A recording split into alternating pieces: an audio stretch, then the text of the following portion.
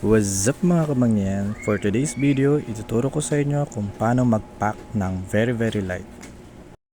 Dahil nga meron tayong limit na 7 kg kapag sumakay ng eroplano.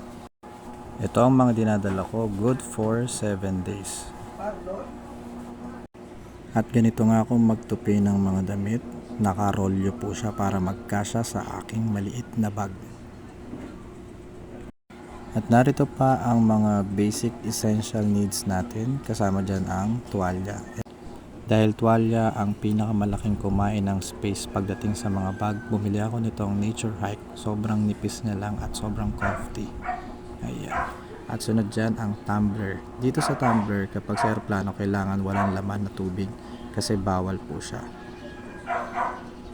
Next dyan ay ang ating mga lagayan ng shampoo, lotion, sunscreen, at kung ano-ano pa na gusto mong ilagay.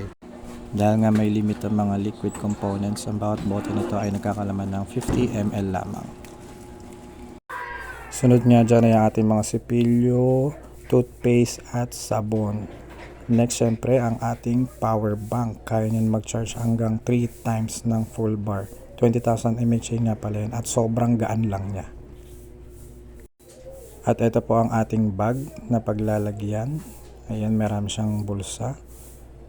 At sa loob pwede ka rin maglagay ng laptop. Very spacious din po siya. Ayan, ayan po ang ginagamit ko kapag magpapaking tayo.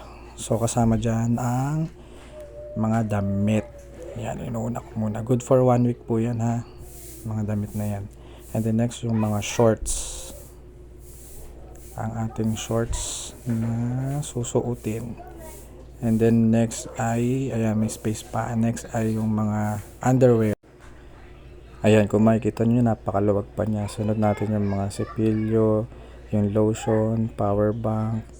Ayan yung shades natin, pang malakasan, pag maaraw. So ayan, so save space pa siya.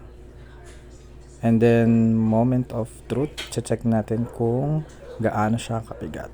Ayan. Nag-weigh lang siya ng 3.6. Thank you for watching. Bye-bye!